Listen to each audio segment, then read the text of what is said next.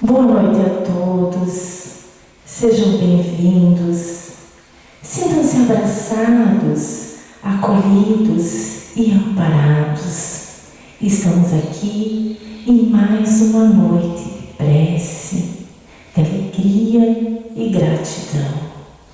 E para hoje iniciarmos essa reflexão, eu trago uma mensagem de Emmanuel, ditada a Chico Xavier, que diz assim: na trilha do Mestre.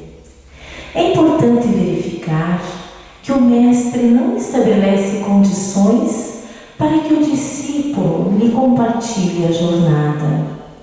Não pergunta se ele se julga dotado com a força conveniente, se é fraco de espírito, se é demasiado imperfeito, se sofre em família, se possui débitos a sofrer, se padece tentações, se está acusado de alguma falta, se retém valores de educação, se é rico ou pobre de possibilidades materiais. O Senhor diz apenas: segue-me, como quem afirma que se o aprendiz se dispõe realmente a segui-lo, será suprido de socorros eficientes em todas as suas necessidades. A lição é clara e expressiva. Reflitamos nela para que não venhamos permanecer na sombra da indecisão. Então, meus queridos amigos, com essa bela mensagem, vamos acalmar o nosso coração, pedindo a Jesus a orientação para essa noite, a luz, o amparo, que Jesus nos ilumine, nos proteja e nos abençoe. Muito obrigada, que assim seja. Então, meus irmãos, na caminhada da nossa vida, durante a nossa permanência na existência física, nós nos deparamos com muitos sentimentos, sensações, sejam elas boas ou más. Nós sentimos em alguns momentos alegria, noutros tristeza. Podemos sentir satisfação, gratidão ou sentimentos menos bons, como tristeza, como eu falei anteriormente, inveja, ódio e também o medo. E é sobre esse sentimento que nós falaremos um pouquinho nesta noite, sobre o medo. Mas o que é o medo? Ele é um estado emocional provocado pela consciência que se tem diante de um perigo. É uma sensação de ameaça, pavor, temor ou receio. Ainda segundo a espiritualidade, em alguns casos, o medo pode ser, inclusive, ausência de amor. Quando estamos faltando amor, quando estamos em desequilíbrio, momentos de desarmonia com alguma situação, sentimos medo.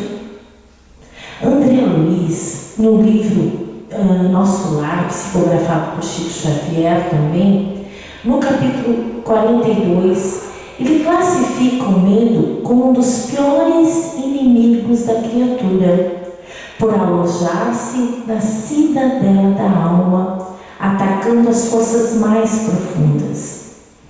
Então nós podemos realmente admitir que o medo, ele ataca a nossa alma. E quando os problemas são referentes à nossa alma, nós vamos concordar que é bem desafiador. Quando o negócio atinge o nosso coração, a nossa alma dói muito, não é mesmo? Então, é sobre isso que nós vamos refletir essa noite. Nós temos vários tipos de medo, mas nós podemos classificá-los em dois grandes grupos. O medo real, o primeiro grupo, e em segundo, o medo imaginário. O medo real, ele se refere quando existe um perigo real, Existe um sentimento inato no ser humano de preservação da vida. É um instinto primitivo que atua visando nos proteger, nos cuidar e nos dar condição para nos libertarmos de algumas situações perigosas ou embaraçosas, desastrosas.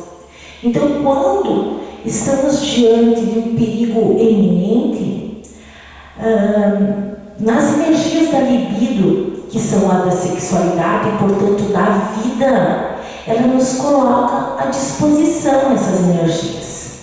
Isso é intrínseco, isso é automático, nos dando uma capacidade de reação incrível, uma força de fuga do perigo, uma força de a gente se cuidar, nos dando a capacidade de ter alguma atitude rápida, inimagináveis.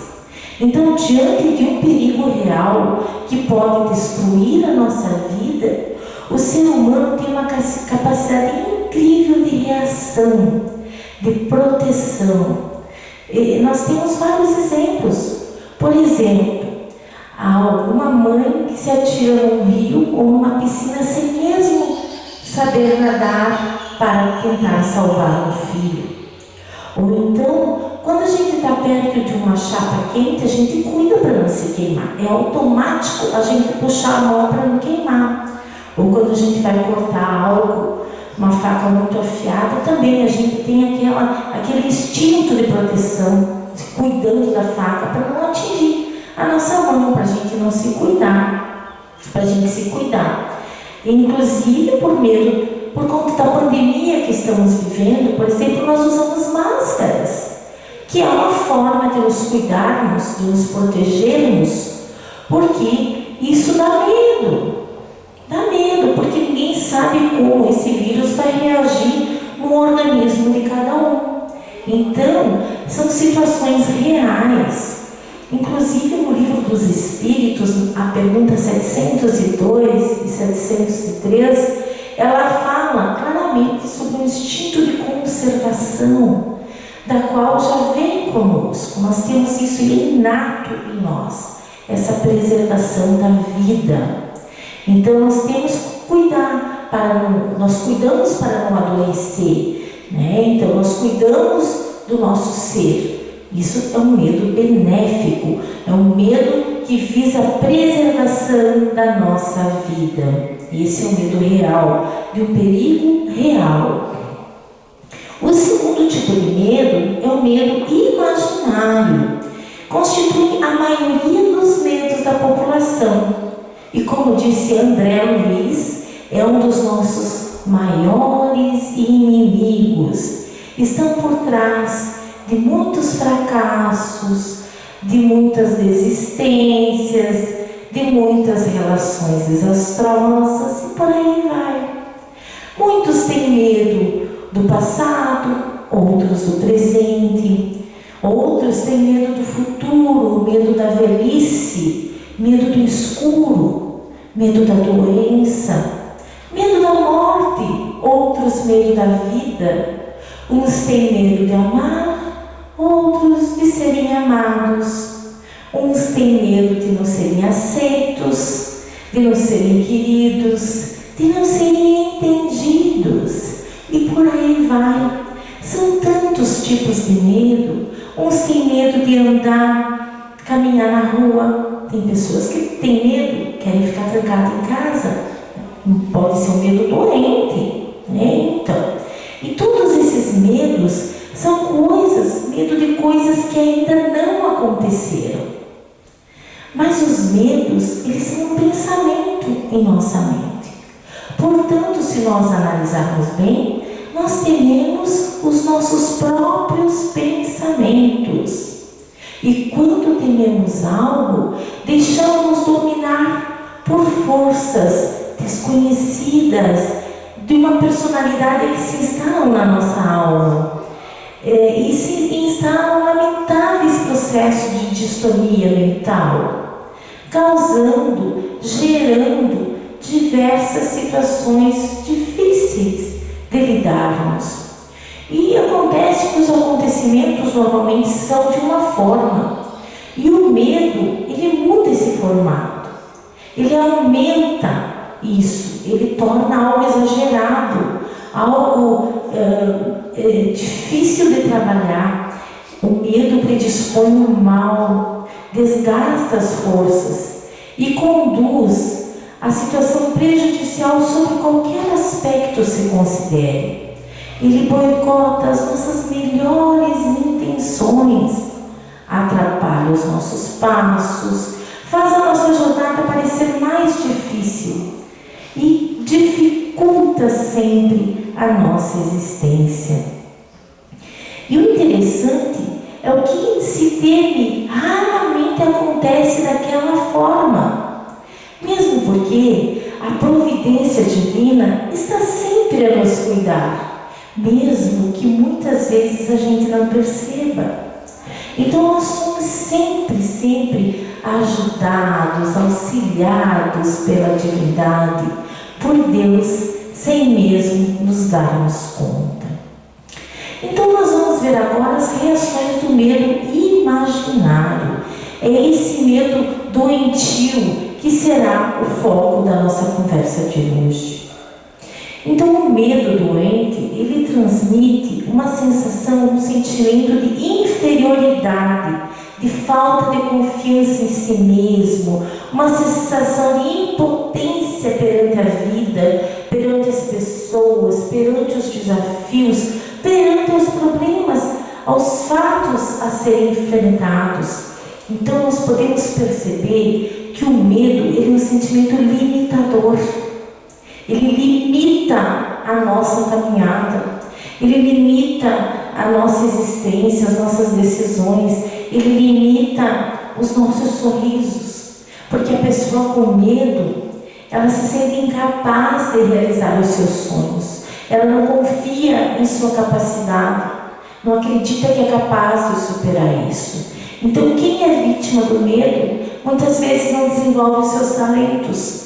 E aí nós podemos trazer aquela passagem que temos no capítulo 16 do Evangelho, no número 6, que fala da parábola dos talentos, onde lembramos que o Senhor deu 5 talentos a um, 2 ao outro e 1 ao terceiro.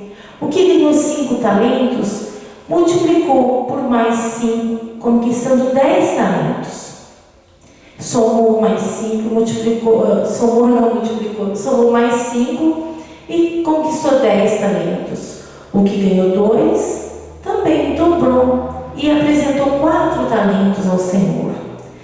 Porém, aquele que ganhou 1 talento apenas, por medo de desperdiçar esse talento, o que ele fez? Ele enterrou o seu talento. Ele guardou por medo de desenvolver, por medo de ficar sem nenhum talento. Então apenas apresentou 1 talento ao Senhor. E o Senhor disse: mau servidor, não teve coragem de desenvolver esse talento. Então essa parábola dos talentos também a gente pode pensar sobre o medo. Porque a pessoa tomada pelo medo, ela até pode ser de repente mais inteligente que a outra, mais entendida que a outra, mais bela que a outra. Porém, aquela destemida vai ter uma vida com mais leveza, vai tirar do seu dia a dia mais alegrias, mais vivências positivas do que a outra. A pessoa que sente esse medo doente, ela agride ou ela foge, ela exagera, ela se exime de uma atitude feliz ou de uma iniciativa feliz, justamente por conta do desequilíbrio em que ela está vivenciando. Por conta do desequilíbrio, ela torna-se difícil de ser ajudada e muitas vezes pode contaminar quem está por perto, porque além de tudo, o medo ele pode ser hereditário. Uma pessoa criada por uma outra que tem medo pode captar desta o seu medo e crescer boicotada, crescer limitada, achando que tudo é difícil e que nada é possível. Então, as pessoas com medo, elas se encolhem diante da vida, elas se escondem atrás de uma sombra. Porém, nós estamos aqui nesse mundo para expandir, para nos tornarmos luz, para espalhar essa luz pelo mundo, e não para nos esconder. Um exemplo maravilhoso é a borboleta. A borboleta, antes de ser uma borboleta, ela é uma lagarta. Lagartinha feia, uma lagartinha que ninguém se interessa por ela, mas ela está lá protegida no seu casulo. Porém, com a sua coragem, ela se transforma numa bela e livre borboleta, tendo várias possibilidades de voos, podendo passear por vários locais. Então, esse exemplo da borboleta é maravilhoso. Ela precisa ter coragem para sair daquele casulo que teoricamente lhe traria proteção. Então, realmente o medo, ele pode ser comparado a uma sombra que atrapalha e que dificulta a visão real do fato ou da situação. Joana de Ângeles diz assim, através de uma psicografia de Divaldo Pereira Franco, considerando o medo. Ela fala: coisa alguma se afigure apavoradora. A vida são as experiências, vitoriosas ou não, que te ensejem aquisições para o equilíbrio e a sabedoria. Não sofras, portanto, por antecipação, nem permita que o fantasma do medo perturbe o discernimento ante os cometimentos úteis, ou te assuste, gerando perturbação e receio injustificado. Necessário combatê-lo sistemática e continuamente. Doenças, problemas, notícias, viagens, revoluções ou porvir são os temas, porém nunca serão conforme supões. Uma atitude calma ajuda a tomada de posição para qualquer ocorrência aguardada ou que surge inesperadamente. A responsabilidade dar-te-á motivo para preocupações, enquanto o medo minimizará as suas probabilidades de êxito. Jesus, culminando a tarefa de construir nos tíbios corações humanos a aventura e a paz, assodado pelos famanásias da loucura em ambos os lados da vida, inocente e pulcro, não temeu nem se afligiu, ensinando como deve ser a atitude de todos nós em relação ao que nos acontece e de que necessitamos para atingir a glorificação interior. Sempre Jesus nos ensinando, nos mostrando as melhores atitudes a tomar na nossa vida, nos mostrando também que Ele sempre está ao nosso lado para nos fortalecer, para nos ajudar a vencer as barreiras da nossa vida, as dificuldades das nossas vidas, as nossas asperezas, as nossas amarguras. Jesus está sempre disponível a nos ajudar, basta abrirmos o coração. E nós podemos nos perguntar de onde vêm os nossos medos.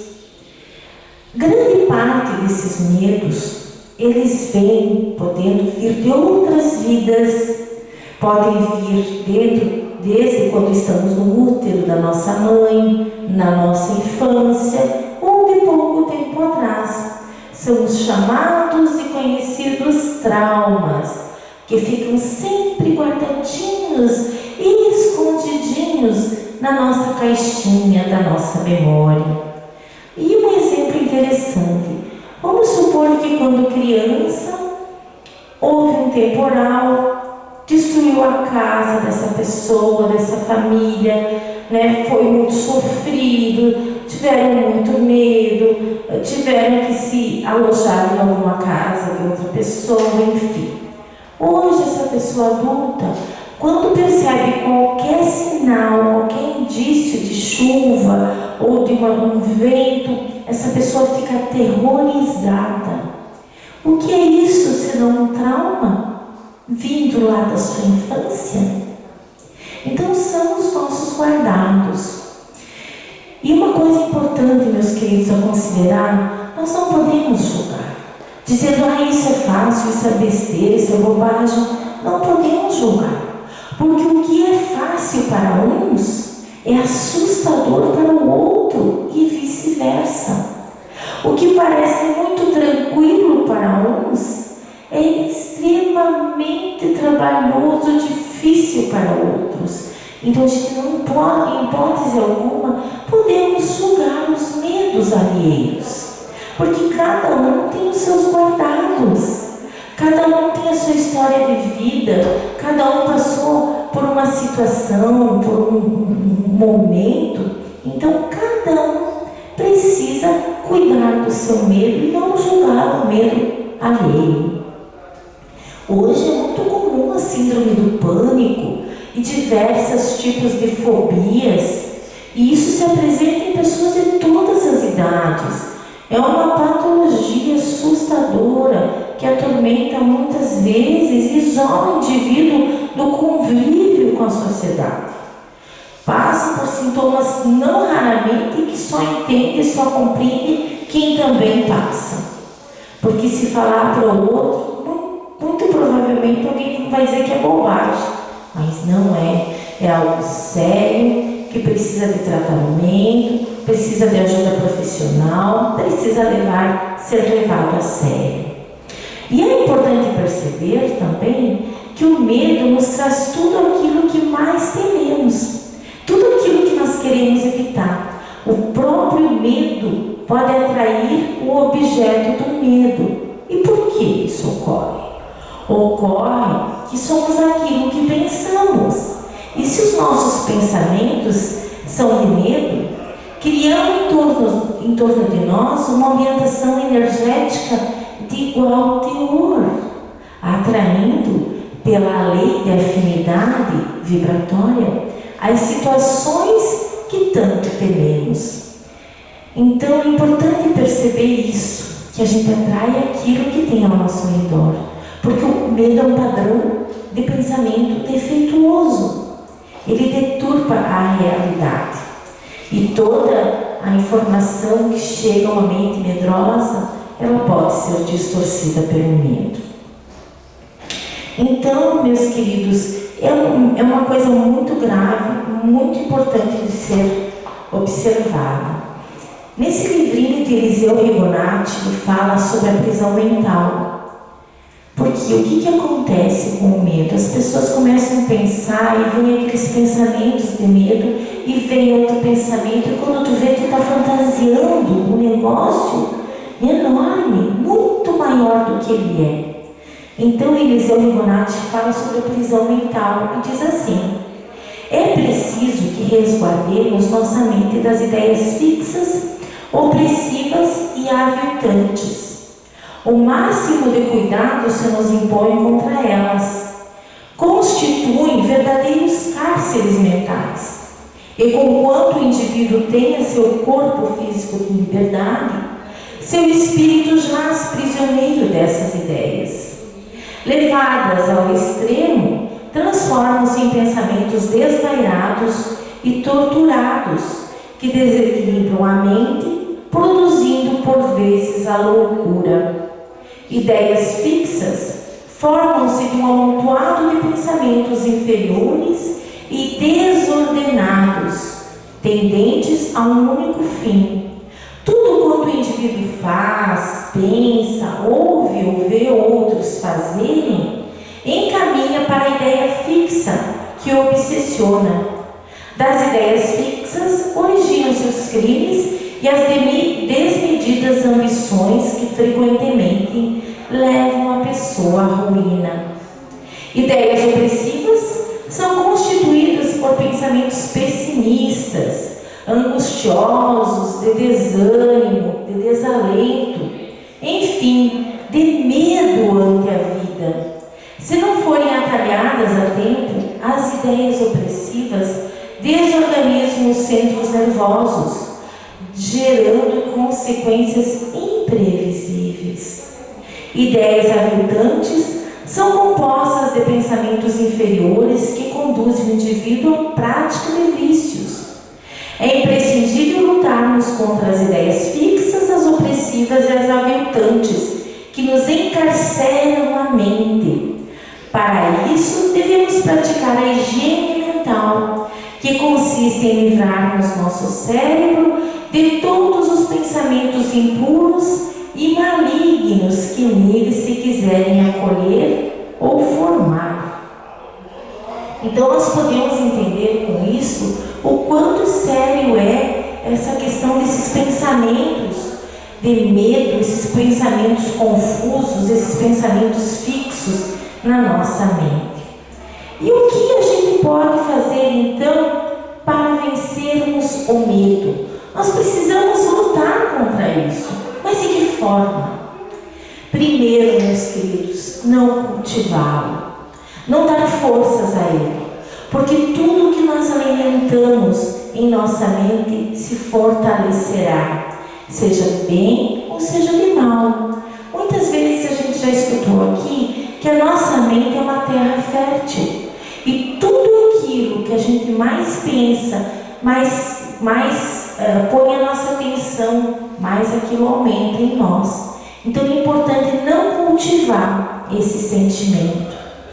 Substituir pensamentos de medo ou pensamentos negativos em pensamentos de coragem, de fé, de luz. Quando vem esses pensamentos nocivos, vamos começar a pensar em Deus, pensar em Jesus, imaginar a figura de Jesus, ou então ir lá para fora, olhar no jardim, nos distrair com uma coisa boa, com uma flor, com uma música, com algo que nos auxilie, que eleve a nossa vibração e que nos distraia desse sentimento medroso. Também é interessante checar os medos, enfrentá-los e perceber o que está causando isso e corrigir dentro de nós, deixando entrar em seu lugar pensamentos mais elevados, de esperança, de fé, de coragem. E se a gente não conseguir isso sozinho, nós temos que ter humildade e buscar ajuda profissional, ajuda espiritual, ajuda seja de um amigo para conversar, enfim, nós precisamos ter humildade e buscar ajuda, porque muitas vezes não temos condições de sozinhos nos libertar desses sentimentos. Algo muito importante e interessante são os exercícios mentais de afirmações. O que é isso? É pensar em frases afirmativas do modo: eu sou luz, eu sou paz, eu sou amor, eu sou grata, eu só vejo coisas boas, eu sou filha de Deus perfeita, eu sou conduzida por Deus, eu sou capaz, eu mereço. Frases sempre afirmativas que elas vão elevando o nosso padrão vibratório. A prece, muita prece. A prece nos aproxima de Deus, da luz, nos auxilia, nos ilumina, nos acolhe. A prece é uma ferramenta poderosa de iluminação que está aí disponível para fazermos uso dela aonde estivermos, a qualquer momento do dia. Não precisa ser longa, mas precisa ser necessariamente sentida, verdadeiramente sentida. E gratidão a Deus por toda a proteção e oportunidade que Ele nos concede. Sermos gratos, termos esse sentimento de gratidão vivo dentro de nós, ele também é algo maravilhoso, porque ele nos mantém elevados, nos auxilia no nosso equilíbrio. Então, meus irmãos, essa seria a mensagem dessa noite, de nós buscarmos nos conhecer melhor, perceber o que está acontecendo conosco, o que está bem, o que não está tão bem assim, e buscar ajuda. ajuda, buscar nos ajudar em primeiro lugar, porque a gente só consegue ser ajudado quando a gente aceita essa ajuda, quando a gente começa por nos ajudar. Então a ajuda vem. Tá certo, meus queridos? E para encerrar, então, eu trago outra mensagem de Emmanuel. Diz assim: vencerás. Não desanimes, persiste mais um tanto, não cultives pessimismo, centraliza-te no bem a fazer. Esquece as sugestões do medo destrutivo, segue adiante, mesmo varando a sombra dos próprios erros. Avança, ainda que seja por entre lágrimas, trabalha constantemente, edifica sempre. Não consistas que o gelo do desencanto te entorpeça o coração. Não te impressiones a dificuldade. Convence-te de que a vitória espiritual é construção para o dia a dia. Não desistas da paciência. Não creias em realização sem esforço. Silêncio para a injúria, ouvido para o mal, perdão às ofensas. Recorda que os agressores são doentes. Não permita que os irmãos desequilibrados te destruam no trabalho ou te apaguem a esperança. Não menosprezes o dever que a consciência te impõe. Se te enganaste em algum trecho do caminho, reajusta a própria visão e procura o rumo certo. Não conte vantagens nem fracassos. Estuda buscando aprender. Não te voltes contra ninguém. Não dramatizes provações ou problemas. Conserva o hábito da oração para que se te faça a luz na vida íntima. Resguarda-te em Deus e persevera no trabalho que Deus te confiou. Ama sempre, fazendo pelos outros o melhor que possas realizar. Age auxiliando, serve sem apego, e assim vencerás. Então, meus irmãos, com essa bela mensagem, convido a todos a fechar os seus olhos do corpo físico, agradecendo a Deus por esse momento de luz e de paz, pedindo ao Pai, na sua infinita bondade, que ilumine as nossas vidas, os nossos familiares, as nossas idas e vindas, nos protegendo e iluminando, nos encaminhando e orientando, para que assim possamos seguir sempre os caminhos da luz. Muito obrigada, que assim seja.